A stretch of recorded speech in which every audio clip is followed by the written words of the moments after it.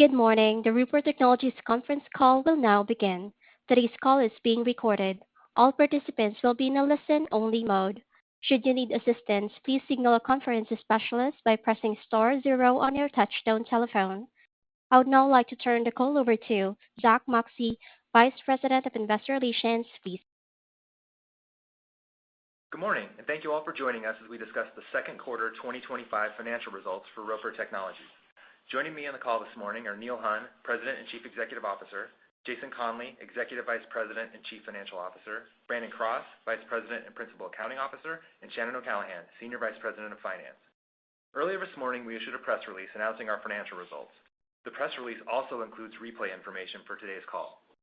We have prepared slides to accompany today's call, which are available through the webcast and are also available on our website. And now, if you'll please turn to page 2. We begin with our safe harbor statement. During the course of today's call, we will make forward-looking statements which are subject to risks and uncertainties as described on this page, in our press release, and in our SEC filings. You should listen to today's call in the context of that information. And now please turn to page 3. Today, we will discuss our results primarily on an adjusted, non-GAAP, and continuing operations basis. For the second quarter, the difference between our GAAP results and adjusted results consists of the following items: amortization of acquisition-related intangible assets, transaction-related expenses associated with completed acquisitions, and lastly, financial impacts associated with minority investments, including cash taxes paid resulting from the sale of our minority interest in Certinia. Reconciliations can be found in our press release and in the appendix of this presentation on our website. And now, if you please turn to page 4, I'll hand the call over to Neil. After our prepared remarks, we'll take questions from our telephone participants. Neil? Thank you, Zach, and thanks to everyone for joining us this morning. As we turn to page 4, you'll see the topics we plan to cover today. We'll start with our second quarter highlights, including reviewing the platform acquisition we announced earlier today, Subsplash.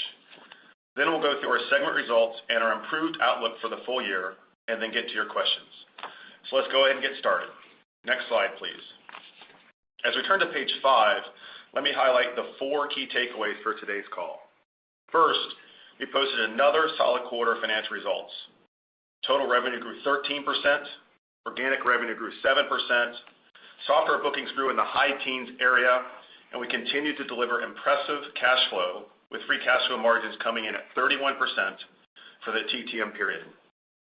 Second, we announced earlier today the acquisition of another great vertical market software provider, Subsplash, which I'll get to in a bit. Then, given the strong first half performance and the anticipated completion of the Subsplash acquisition, we're raising our full-year total revenue guidance and our full-year DEPS outlook. And finally, we continue to be very well positioned for capital deployment and continue to have more than $5 billion of available firepower over the course of the next 12 months. Please turn to page 6, where we'll discuss Subsplash. Subsplash is a cloud-native and AI-enabled software provider serving faith-based organizations. As a leading provider of digital engagement, church management, and integrated giving solutions, their purpose-built platform enables customers to serve congregations while engaging with members more effectively. Subsplash partners with 20,000 faith-based organizations to help them become digitally native by deepening member engagement, reducing manual administrative burden through automation, streamlining content distribution, and integrating digital giving solutions, all supporting their customers' core mission. Simply put, Subsplash enables these organizations to allocate more time and resources to what matters most, ministering to and engaging with their congregation in a digitally native way, whether it be online or on an in-person basis. Importantly, this customer value proposition strengthens further as the company's AI-native capabilities are further deployed across the product stack. In terms of investment highlights, the purchase price is $800 million. We expect Subsplash to deliver $115 million of revenue and $36 million of EBITDA for the 12 months ending Q3 of 2026. This business meets all of our long-standing acquisition criteria: leader in a niche, competes on the basis of customer intimacy, has strong gross margins, and converts high levels of cash flow. Subsplash reflects the maturing leader acquisition profile of being a higher organic growth business, in this case in the high teens area, and competes in a $2.5 billion U.S. TAM with about half being currently served and potential to meaningfully expand internationally. In addition, Subsplash is well positioned to materially improve their gross and EBITDA margins over the next 3 to 5 years, and we expect to deliver this by executing a handful of the available levers. As a result, we expect to see Subsplash's organic revenue growth convert to high 20% EBITDA growth over the next 3 to 5 years. We will finance this transaction with a revolver and will report the results in our network software segment. Subsplash represents another powerhouse addition, delivering critical solutions to a customer base with deep ongoing needs for these capabilities. To the Subsplash team, we're so excited for you to join Roper. Thank you for all of the super important work you do for your customer community and for trusting Roper to become your permanent partner. So with that, let me turn the call over to Jason to walk through our P&L and balance sheet. Jason? Thanks, Neil, and good morning, everyone. I'll now take you through our Q2 financial highlights on slide 7. The second quarter was another solid installment in what we believe will be a good year for Roper. Revenue of $1.94 billion was up 13% over prior year and well balanced, with 7% organic growth and a 6% increase from acquisitions, with CentralReach results contributing since the April 23rd close date. Organic growth was strong across the portfolio, demonstrating resilient demand for our mission-critical solutions.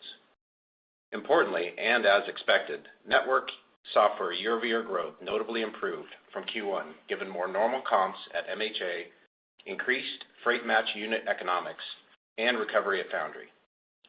EBITDA of $775 million was up 12% and generated EBITDA margin of 39.9%. Core enterprise operating margin was flat to the prior year, with core segment margin up 40 basis points.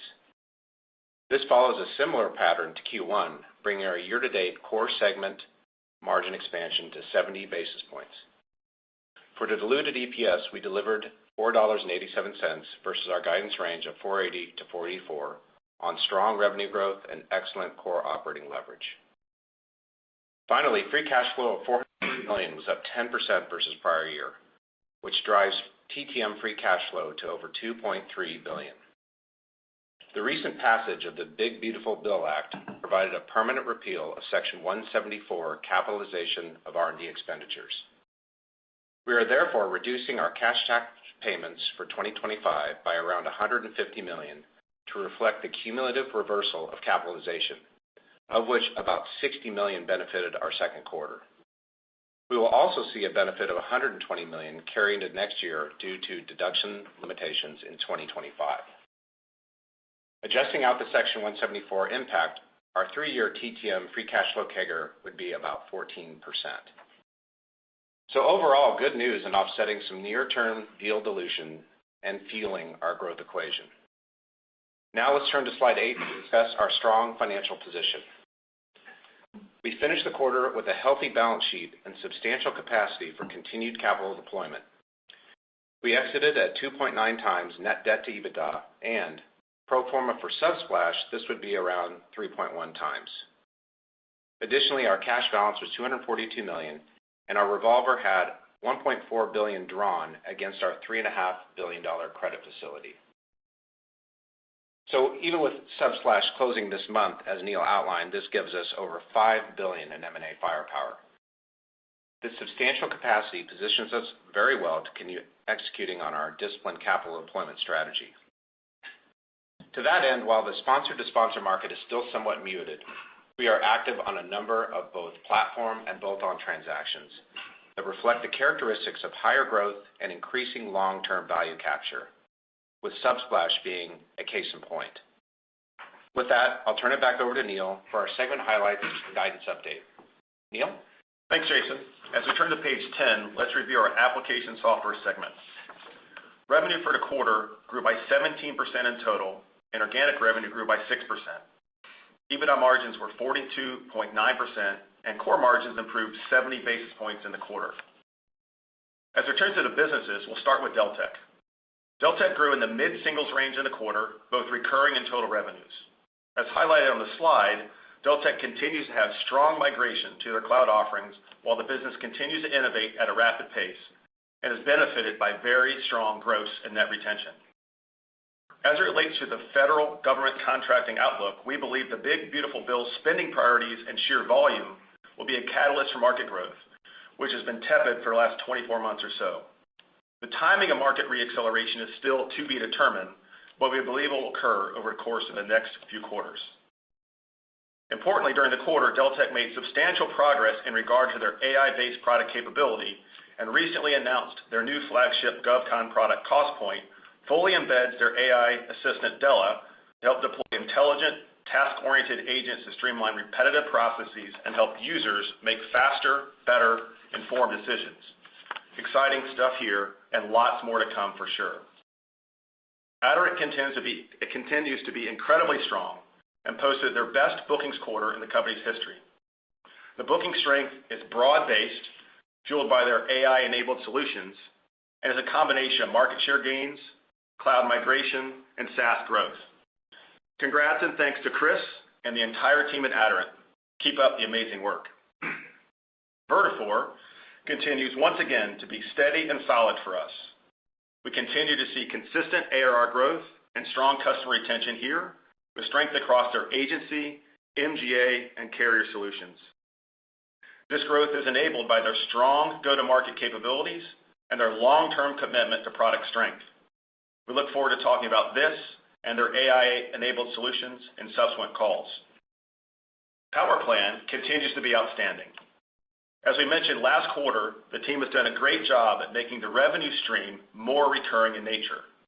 In addition, they continue to get amazing feedback with their innovative cloud offerings, which are driving strong SaaS migration activity. As a result, PowerPlan just continues to win in the market with their new SaaS solution and near 100% gross retention.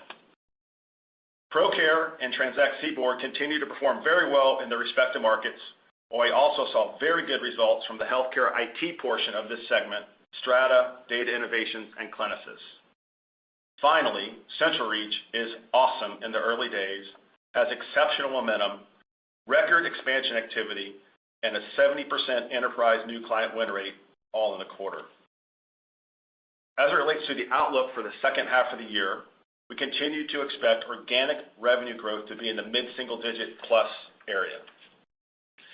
Please turn with us to page 11. Total revenue in our network segment grew 6% and organic revenue 5% in the quarter. EBITDA margins remained strong at 54.6% and core margins improved 20 basis points. As we dig into the individual businesses, we'll start with DAT. DAT was solid in the quarter and had strong ARPU improvements. The market continues to be stable, albeit bouncing along the bottom. Also in the quarter, we integrated LoadLink, our Canadian freight match business, with DAT. We expect the integration to deliver over time a more unified and efficiently deployed North American freight match network. DAT continues executing exceptionally well on their core strategy of driving enhanced network value for both brokers and carriers. This dual-sided approach positions us to better monetize our entire network ecosystem. Supporting this strategy, DAT made significant progress integrating Trucker Tools, our Q4 bolt-on acquisition, and completing the acquisition of Alco, an AI-native factoring technology solution.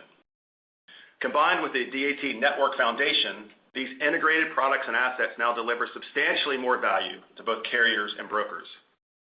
Looking forward, DAT will maintain their aggressive execution of this network value enhancement strategy, positioning the business for continued growth and improved monetization across all.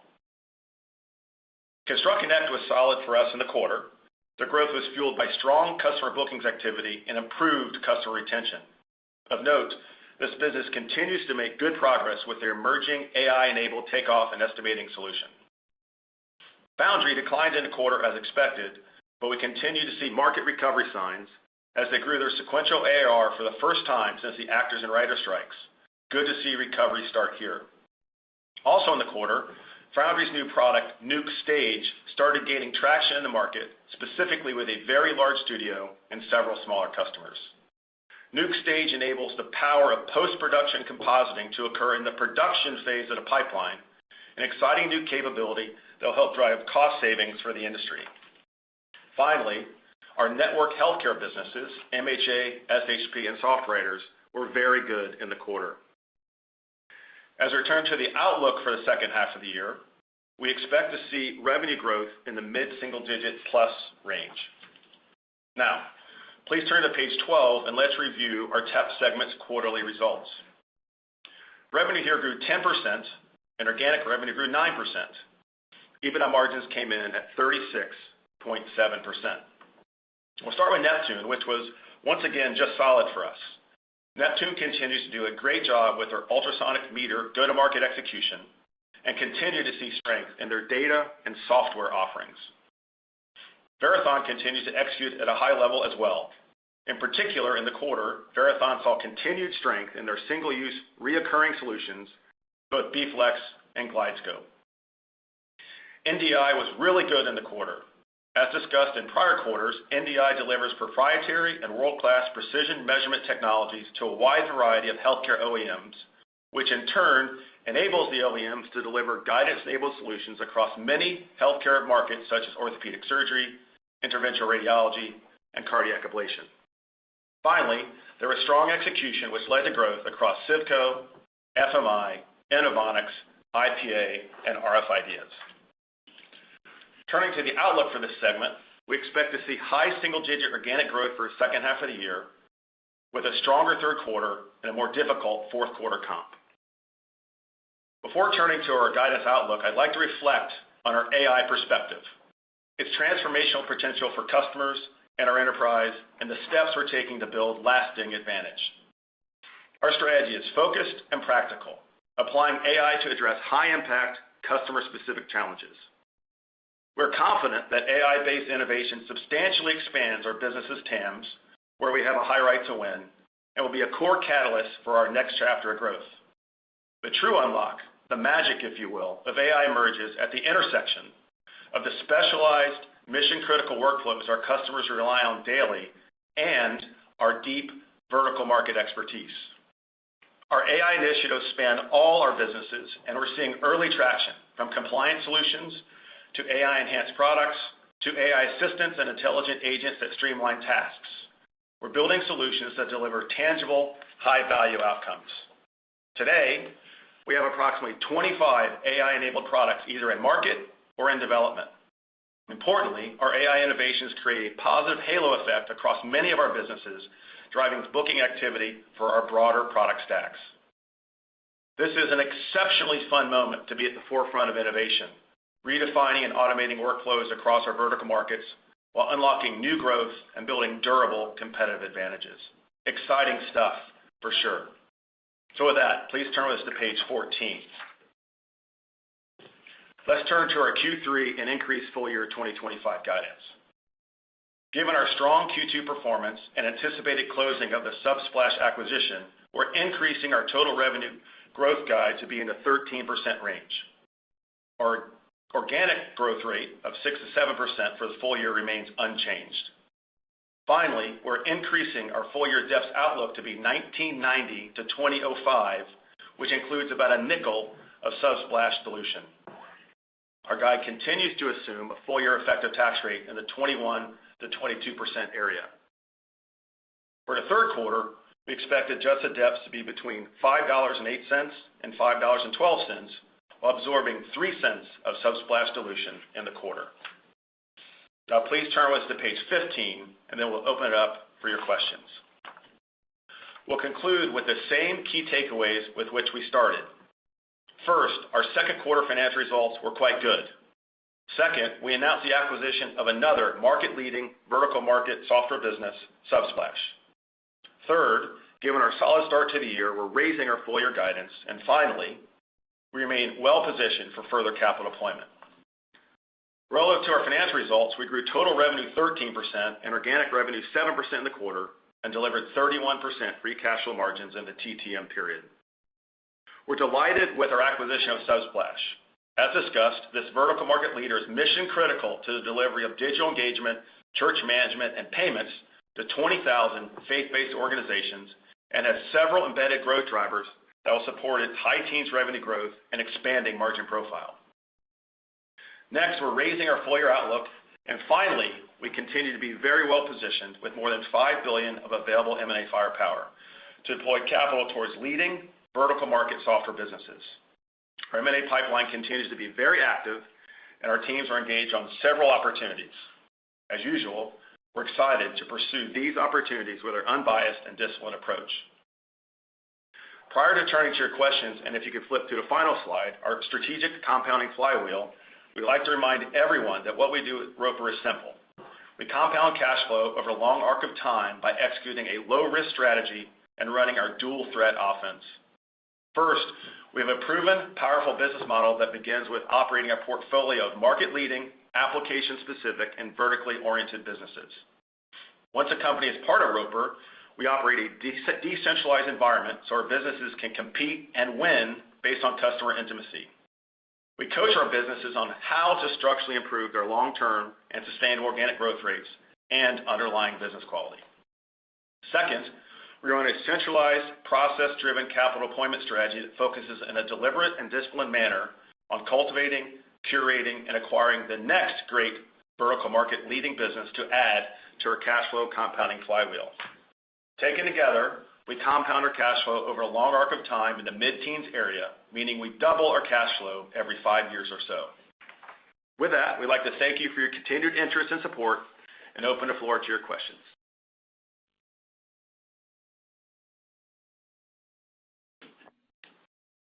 All right, thank you. We will now go to our question and answer portion of the call. We request that our callers to limit their questions to one main question and one follow-up. If you would like to ask a question, you may do so by pressing star key followed by the digit 1 on your touchtone telephone. If you're using a speakerphone, please pick up your handset before pressing any keys. And to withdraw your question, please press star then the digit 2. Again, we request that our callers limit their questions to one main question and one follow-up. With that, our first question comes from the line of Dylan Becker with William Blair. Please go ahead. Hey, gentlemen, appreciate the question here. Maybe Neil, starting for you, kind of the resiliency and strength across the software segments of the business. Can you kind of just give us a general breakdown of again, the emphasis that your customers are kind of focusing on around productivity, kind of in the current context, how that's layering in momentum around AI, and maybe this prolonged period of uncertainty, if there's any easing that you're seeing there, as they can't necessarily sit on their hands from a decisioning standpoint forever. Thanks. Yeah, so appreciate the question. So first, it was nice to see the high teens bookings in the second quarter. Gives you a sense that in the nooks and crannies of the market that our businesses serve, things are okay. Also, I remind you and everybody that the end market exposure we have generally, not exclusively, but generally are less tied to macro. Think, education, legal, insurance. I mean, these are areas that healthcare for sure that are generally less macro sensitive. But they don't ignore the macro sensitivity. But that the other thing, as you say, and this is not unique to us, there's just an unprecedented generational opportunity in front of us, all our businesses, to really drive so much productivity gains inside of our customers with the use of our AI tools. I'm sure others will have questions on this, but lots of momentum in terms of the knowledge that's being built up inside the company, and that translating into products into the market, and then many more products are in development. So that's very exciting. For instance, in Aderant, it was one of our faster growing businesses in the quarter. We're probably our first company to get actual AI-based products, automation-based products into the market, and you see that translating into their bookings activity, not just for the AI-specific product, but for the drag along of existing tech stack with it as well. Perfect. Very helpful. Thank you. And then maybe on within some of the recent acquisitions as well, too, more of a kind of a payments orientation. Outgo, obviously, within DAT as well. I guess, can you just kind of give us a broader overview? You have a lot of value across the network and platform. You're driving incremental adoption, kind of how you're thinking about the positioning of embedded and layering in kind of more payments functionality across the suite and how that can kind of tie into broader TAM expansion. Thank you. Yep. So certainly with ProCare, certainly with Subsplash, a little bit, or with Transact and Seaboard, there is a payments element. The thing that's central to all three of those is that the right to the payments opportunity is earned through the software, and that's very much the case across all three. So we view it as a software-led, heavy R&D-led to earn their rights. It's a very natural control point to have the payments. I'd say it's not a thematic. I would not read too much into the last three transactions, four if you count Alka, that have a payments angle, that we have a strategic strategic decision's been made that we want to layer more payments. I think it's more coincidental than anything else. The other thing about payments is it does create, if payments and software and a network effect as well. It just creates a ton of stickiness. These businesses tend to have very high both gross and net retention. Alco's a little bit different. Alco is really the first tech-only, tech-forward, tech-native, I should say, factoring software that's used in the transportation space for the carriers. That it's really a slick user interface, a slick back end to enable just an ease of factoring. And so it certainly is. It enables commerce and payments, but it's a slightly different payments setup. Perfect. Thank you, guys. Appreciate it. And your next question comes from the line of Brent Thill with Jefferies. Please go ahead.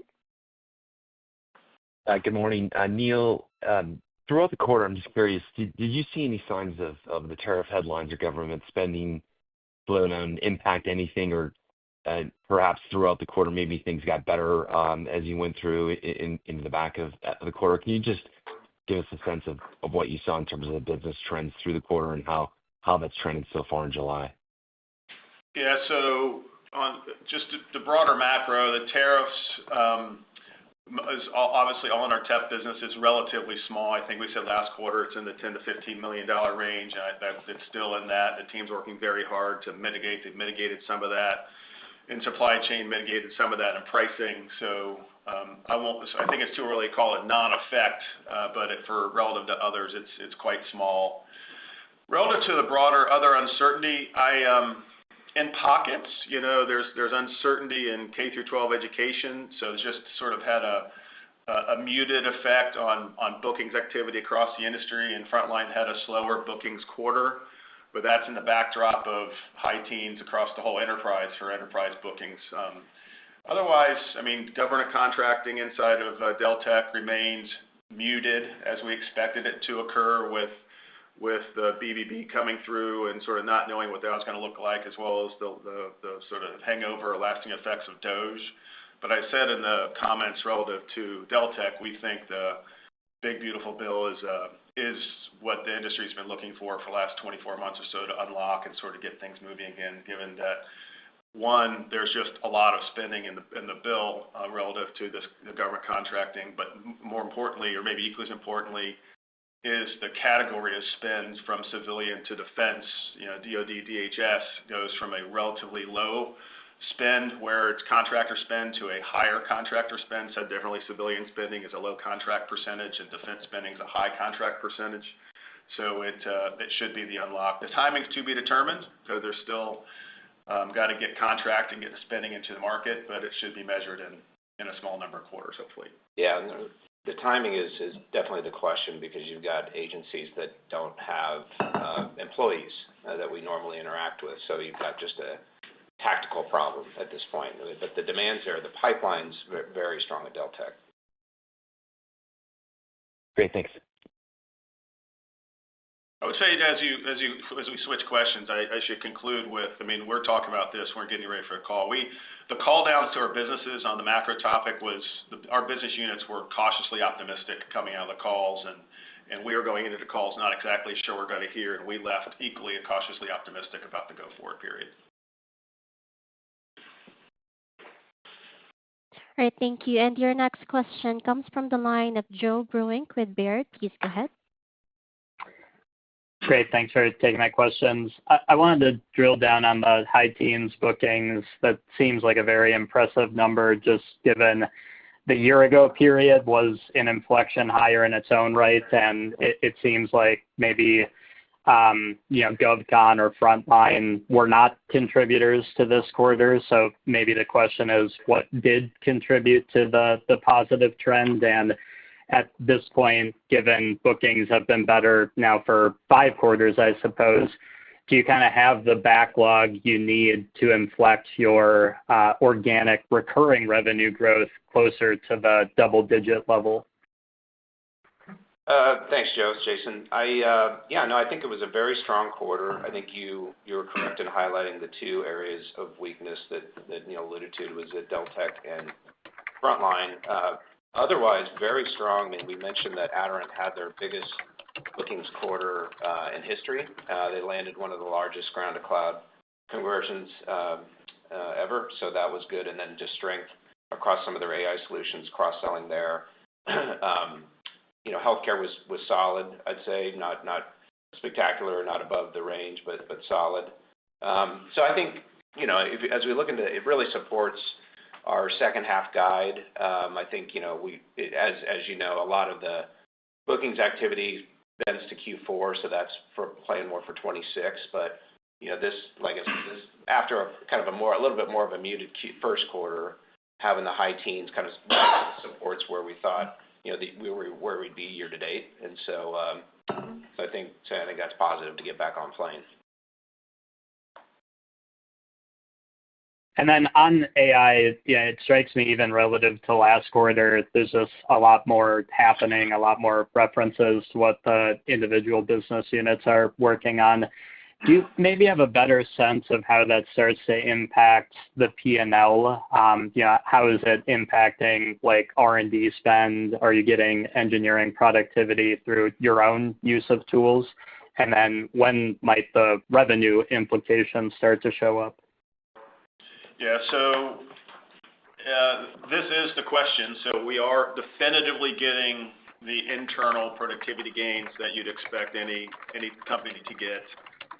30%, and one of our larger software businesses, 30% productivity gains in R&D, for instance. There's productivity gains across customer support, go-to-market, obviously content generation. There's still way more to go get in that regard. And in fact, we have a to-do for our businesses where they're sort of re-underwriting or reimagining their entire business to be AI native. The first part of that is for the customer value chain, sort of first, second, third derivative. The second part that's a fast follow is leaning in very aggressively on the productivity gains. In terms of when all this goodness hits the P&L, it's small today. It's tens of millions in terms of ARR today. That's direct AI native products that didn't exist, a year or two ago. It's a multiple of that or two. It's hard to track, but a multiple or two of that in terms of the pull along of the rest of the other tech stack. But we are fundamental believers that this is a compounding effect. This compounding effect in terms of the knowledge inside the business, the skill, the curiosity. It's a compounding effect of availing the resources and the dollars, both from freeing up legacy roadmap work to this work, and also just having the dollars gain that we talked about at the beginning of this answer. And then that begets compounding in terms of releases and revenue recognition. So it's going to be small for this year, and it'll gain momentum, and we get it next year. Like I said, 25 products either in market or in development. That number is going to be much larger in 3 months. It'll be much larger in 6 months, so much so that we'll stop giving you the number because everything's just going to blur together in terms of everything's just going to be AI native. But we're super, super bullish, and man, is it fun to be innovating in this market right now. Great. Thanks, Neil, for that. Yep. And your next question comes from the line of Brad Reback with Stifel. Please go ahead. Great. Neil, following up on that 30% productivity gain comment, how do you decide what falls to the bottom line and what gets invested back into faster organic growth? Yeah. So the strong push to the businesses is, at the moment, we've been very consistent with this answer, is we want to do more than for the next period of time than try to get it to the bottom line. There's so much to do, so much opportunity to drive product roadmap, to drive go-to-market expansion, whatever it is at the individual business level. So that is the mantra for the time being, is do more and drive competitive advantage and top line growth. That's great. On the The AI monetization side of the equation, there's a lot of debate going on inside of software, especially as it relates to seat-based models.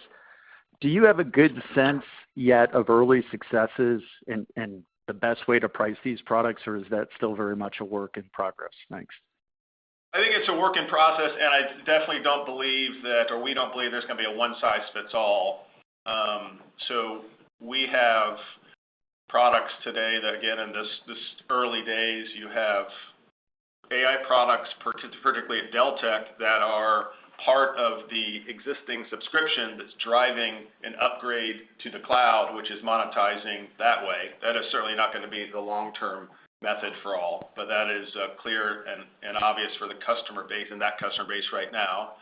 You have others that have a sort of a subscription with sort of a consumption overage, and then you have some that are straight consumption. And so it's going to be bespoke to the business, to the customer. But if I had to say there's one that there's some gravitation to, it's going to be sort of a subscription with a consumption over the top of it. But it's hard. We're early days in this. But those are our initial thoughts. Perfect. Thank you very much. And your next question comes from the line of Joshua Tilton with Wolfe Research. Please go ahead. Hey, guys. Can you hear me?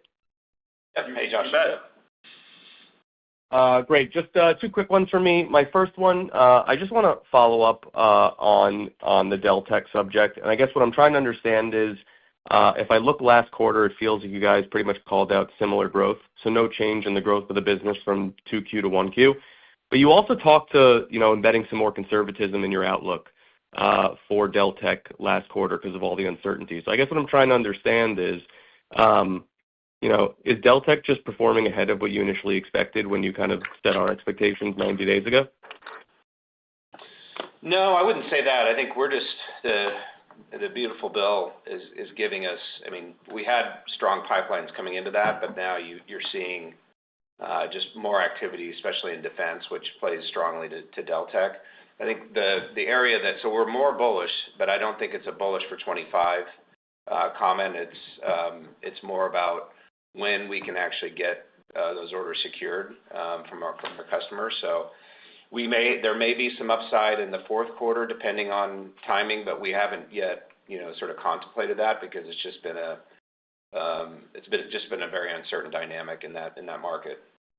Yeah, and the upside would come in the form of perpetual, which is in Q4. So that's obviously hard to predict at this stage. The other part is that Deltek's only 60% GovCon, 40% is in professional services markets, and that part of the business has been very strong throughout. Makes sense. Maybe just to put a finer point on that, I guess, does the outlook still embed that conservatism that you spoke to last quarter? Yes. Okay. And then maybe just a quick follow-up. Congrats on the acquisition. I feel like it is definitely the ultimate network software. The one question I have is you guys spoke to confidence in improving the growth profile of the business. We're already at high teens. Can you just talk to what you saw during the diligence that maybe gives you confidence that you can improve that profile going forward? Yeah, no. So I think we feel confident in the ability to sustain the growth rate but improve the margin profile. And so I'm happy to get into that, but if that answers your question, I'll stop there. Oh, I'd love to hear that as well, please.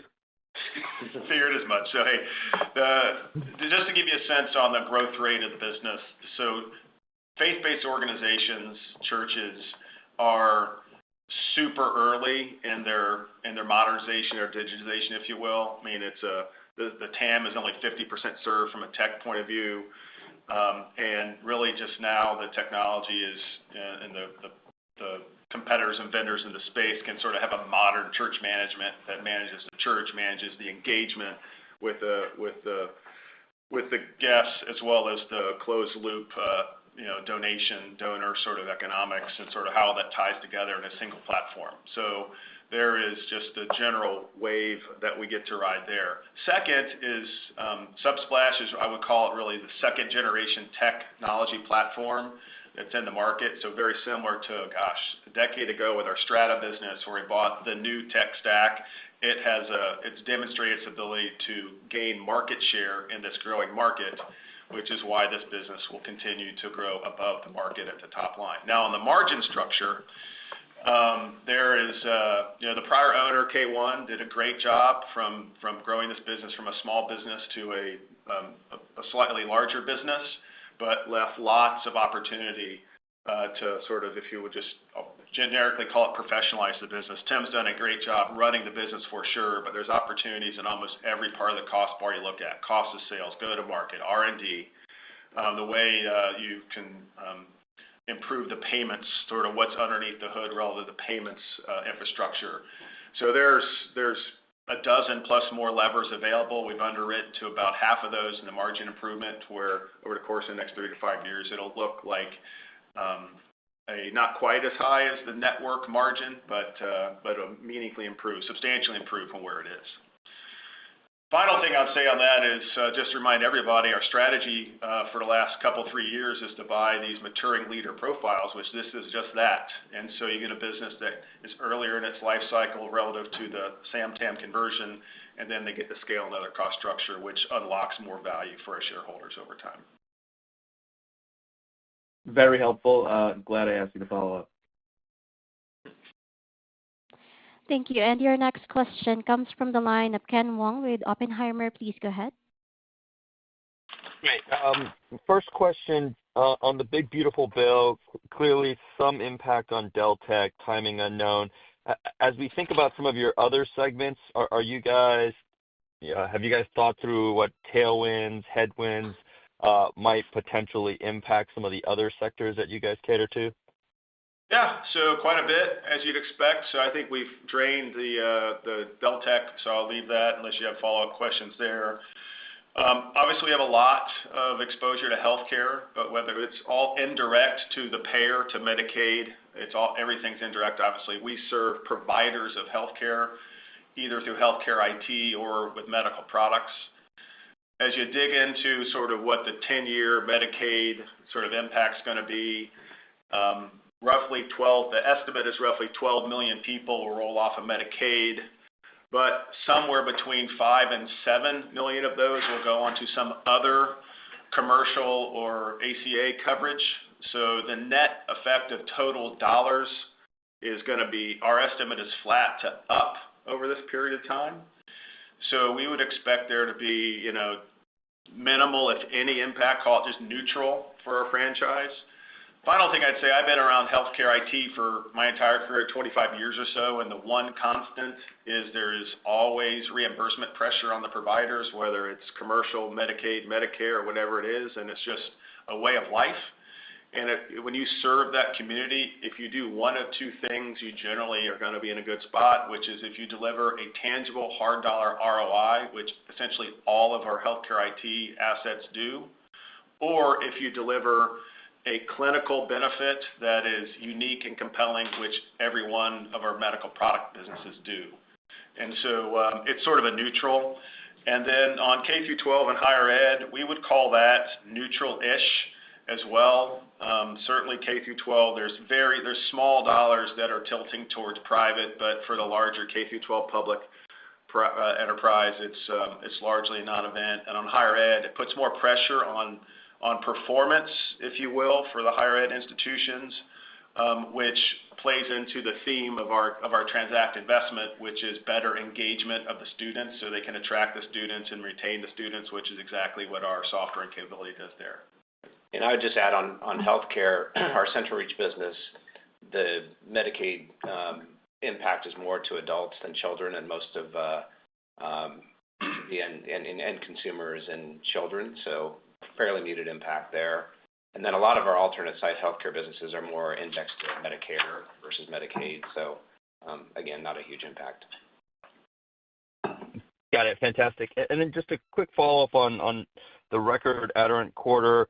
Any unique legal tailwinds that are driving that, or is this more specific to idiosyncratic dynamics that you're seeing within your business? I think you guys called out maybe starting to see some AI flow through. Would just love to hear what you guys are seeing drive that outsized performance.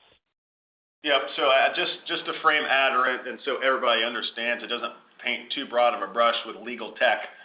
Aderant is in the business of law, not the practice of law. So think about, and their principal go-to-market AI-based products right now are on the concept of how you automate and streamline time entry to cash collection, and substantial gains, still gains to happen on the technology and product side.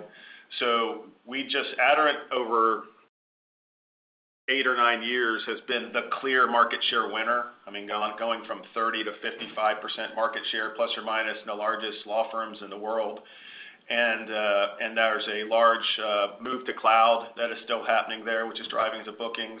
But let's make no mistake about it. Aderant has the technology halo in the market right now on the business of law, period, full stop.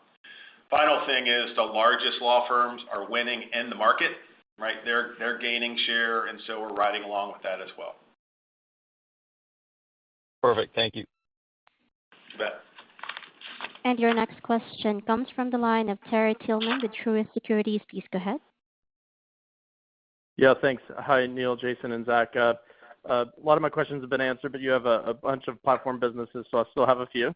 One thing I was going to ask about ProCare is it's starting to move into the organic calculation. I think you all had some leadership changes, go-to-market investments, and also I think you were working on improving attach rate of payments. Just how's ProCare performing, particularly as it's becoming more of an organic calculation? Then I had a Neptune follow-up.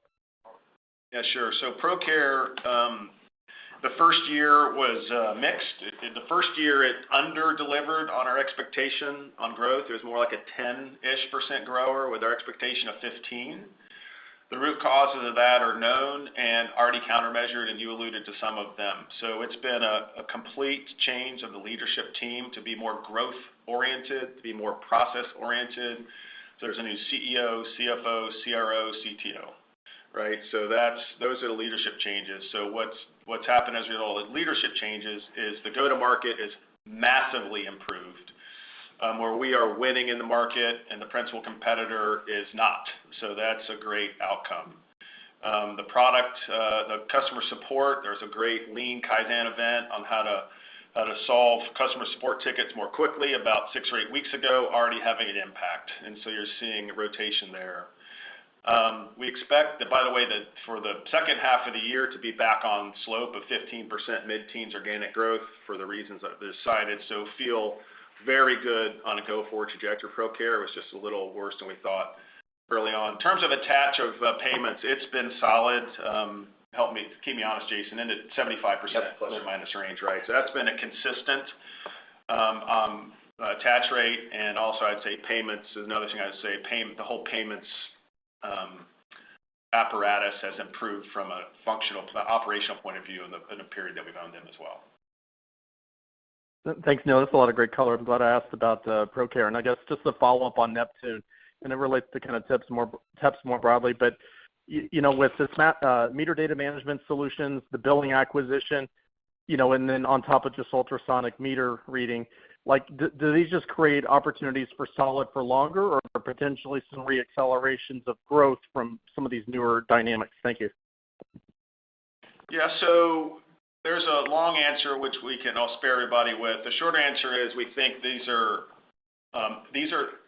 the connecting the meter to cash is a unique, compelling, and really Neptune's the only one running that strategy. We think it's highly, highly compelling, especially in the segment of the market where Neptune really competes and wins, which is in a long tail of smaller municipalities, where they want to have a single vendor that stitches all this together in that compelling way. And then once you have that, then you can do leak detection, and you can help them engage with the municipalities, engage with their end customers with more automation and more perhaps AI-based communications. We'll see what that looks like. It's very early days, and so we're competing and winning today based on the strength of the go-to-market channel and the product that we have, which we would claim very aggressively that we have the best static meter from a readability point of view. And in the future, we expect that to pick up, but the growth to pick up, but it's going to take some time for this to fully get into the market. Thanks, Neil. Yep. And your next question comes from the line of Joe Giordano with TD Cowen. Please go ahead. Hey, good morning, guys. Yeah, morning. Hey, so just based on your comments on ProCare that you just gave, like when you reflect on that, like how do you kind of prevent similar things from happening? I know they're totally different markets, but like when you look at Central Reach, Subsplash now that you're going to bring on board, like how do you kind of prevent those things before they start? Yeah, so I'd like to ask Jason to add some comments to this when I'm done. So we learned a lot in the ProCare maturing leader. I think at the end of the day, this is we had Jason, we had Janet, who leads our capital deployment, we had Shannon, who is here with us in FP&A, and our group executives sort of in weekly and every other weekly meetings, and we saw some of these challenges occurring, and some of which we moved very quickly, and some of which we waited. And I think the number one learning is you just don't wait, right? It's the number one learning. It's simple and it's so fundamental of a learning as that is. It is true, and we've observed it. And so in Transact or Subsplash or Central Reach, to the extent we see something, we're just not going to wait in the early ones. The other thing, but I'll let you take it from there. Anything you want to add, Jason? Yeah, no, I think it starts in diligence, and we have now, I think, staffed up appropriately in certain areas where if we don't see the proper telemetry on a business or just some of the infrastructure, we can help the business sort of illuminate that so that we can have conversations that'll drive actions quicker. And so that was another key learning at ProCare. And so we've got a pretty rigorous schedule and execution plan on every deal. We thought we had one with ProCare, but now as you learn, you fine tune that a little bit more. And since then, be it Transact or Central Reach, we've had a much smoother integration. Both of those are tracking really well on our value creation plan, and so good lesson learned for us. Final thing I'd say on that is when we did our postmortem with ProCare of the board, the last board meeting, we summarized it in that we got the slope right. So the market growth, the competitive intensity, the competitive positioning, the number of jump balls, the right to win in payments, all of that is the slope of the forward growth rate. We got exactly right, if you will, slope. The intercept we got wrong, right? And so the good news is the intercept is things are 99% in our control about the way you operate the business. And so I just wanted to give you the context. We went straight into what we did, but it would be harder and be a bigger issue if the slope was wrong, if we got something wrong about the market growth rate or the competitive intensity, but that is all fully intact. Fair. On Subsplash specifically, can you talk about the market landscape there a little bit and the competitive landscape? I mean, I guess it doesn't feel like a structural growing market in terms of like the total TAM, I guess. But it was interesting to hear like only 50% served. So just curious to hear like what the competitive landscape is. Yeah, so just to give you some sense of the market size or the market, it's about a $2.5 billion market for software. Like I said, about half served. In terms of church attendance, call it flattish over a 20-year period of time. The last 2 or 3 years is up, low single digits, but we've sort of assumed just flattish church attendance. And this is all U.S., I should say. The number of faith-based organizations, the number of buildings is actually up a couple percent. And then giving is actually up about 4 or 5% over the last 10 or 20 years. And then on top of that, then you have the digitization going from essentially no technology to manage, operate, engage with the congregates to now starting to do that. And so that's why you have a sort of call it 9-ish% growth rate in the market, and then the ability for this company to compete and win on top of that, which they've done for the last 5, 6, 7 years.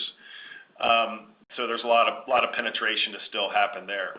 The import also relative to the competitive intensity, there is engagement technology, which Subsplash really created, invented, is a clear market leader. When you use modern day engagement technologies, and this is more than just websites and live streaming for churches, then you find there's a 15% increase in donations when you engage the congregate that way, which then loops in the ability to drag along the church management software and other elements into this single stack. So lots of good flywheel effects here that the company's demonstrated in their most recent history, and we've underwritten to going forward. Final thing is something like 50% of donations in churches are still cash and checks, so there's still a large digitization of payments as well. Thanks, guys. Thank you. And your next question comes from the line of Deane Dray with RBC Capital Markets. Please go ahead. Thank you. Good morning, everyone. Good morning, Dean. Hey, just want to circle back on the DAT and LoadLink combination. It makes intuitive sense here, but can you flesh out like what the synergies are expected to be, both on kind of go-to-market, but might there be any cost synergies?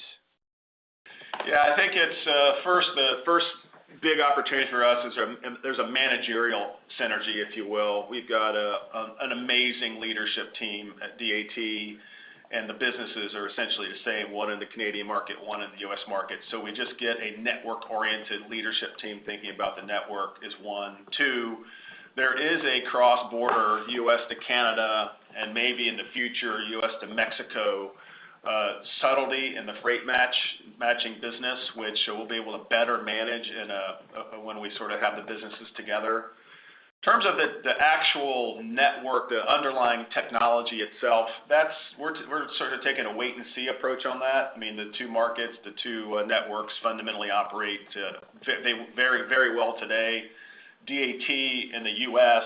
is extraordinarily busy in an exciting way, integrating the Trucker Tools transaction, the Outgo transaction, and executing the monetization strategy. So as you know, essentially every broker and every carrier in the U.S., North America, is on the DAT network, and we monetize both sides through a subscription. And now we're going down, looking at the value stack of a carrier, in this case factoring. We have that captive now in the DAT, and we have partnerships, for instance, with legal services and fuel cards. And on the broker side, you look at what we can do to help them. It starts with tracking with Trucker Tools, and there's other things that DAT is working on. And so you have that sort of U.S.-centric oriented that ports into the Canadian market over time as well. So it's really playing the medium to long game here, Dean, versus some short-term synergy play. Great. That was really helpful. And just to follow up, and Neil, I'm not sure how much you can comment, but has there been any change in the board's thinking about potentially exiting some of the non-software businesses? There was a media article suggesting Neptune might be exited. Can you comment on this? Anything about potential timing? Thanks. Yeah, Dean, I'll say what we've said publicly for the better part of 2.5 years, which is it was really just November of 2022 when the current portfolio came into existence. And as you know, the driving force behind divesting TransCore and ZTech and the industrial businesses to CD&R and various in Singapore telecom engineering, et cetera, was to beat the cyclicality out of our business.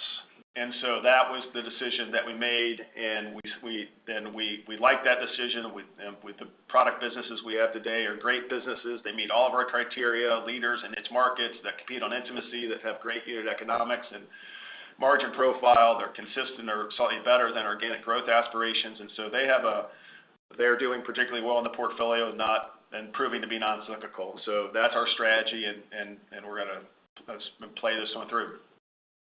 Thank you. And your next question comes from the line of Scott Davis with Melius Research. Please go ahead. Hey, good morning, guys. Good morning, Scott. Thanks for joining. No, thanks for having me. Hey, I just want to follow on kind of Dean's question, but in a different way. When you think about the structural change that has occurred at Roper, which has been pretty meaningful the last few years, and now you include Subsplash, which seems like it's a pretty interesting deal. But what do you think your core growth rate or kind of entitlement growth rate has changed? Kind of, I don't know, just say 2022 to 2026? Yeah.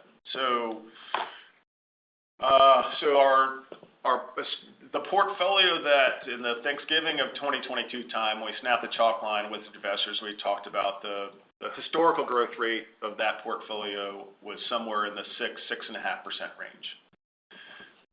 We believe that we have improved the sort of through cycle, if you will, sort of the minimal cycle that we have, puts or takes in a given year, to be in the 7.5 range. We've said that for the last couple of years. This isn't any guidance to this year, next year. This is sort of through year over year, so people aren't confused.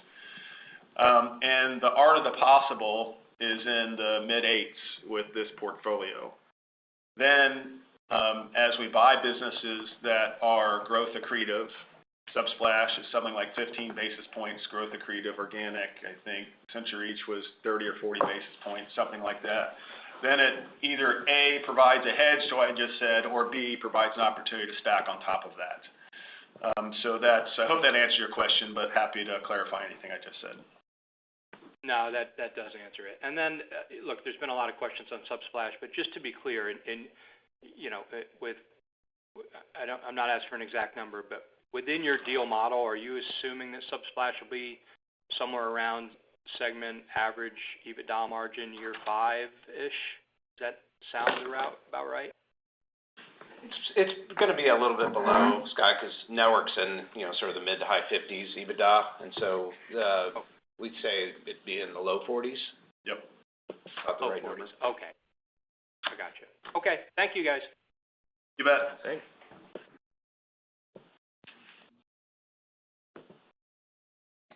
And this concludes our question and answer session. I would like to turn it back to Zach Moxey for any closing remarks. Thank you, everyone, for joining us today. We look forward to speaking with you during our next earnings call. And the conference has now concluded. Thank you for attending today's presentation. You may now disconnect.